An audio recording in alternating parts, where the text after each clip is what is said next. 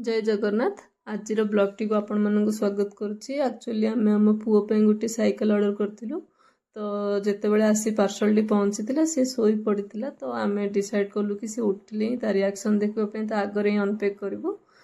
से टाइम रे actually evening हो जाइथिला तो आम घरे ही पिज्जा बेस आनिकी भेज चीज बर्स्ट पिज्जा बनईथिलु।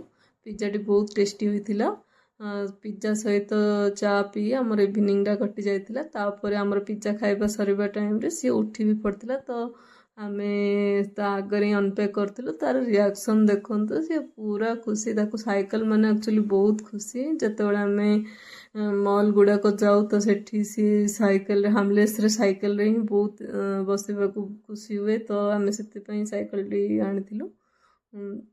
देखो से साइकिल जमा छाड़ू ही नहीं, सी पूरा तार एक्सपेरिमेंट चली सी एते खुशी तार माने को खेलना रे अटैचमेंट आम देखिनु कि से साइकिल आणला पर से साइकिल ऊपर जमा उठू ही नहीं।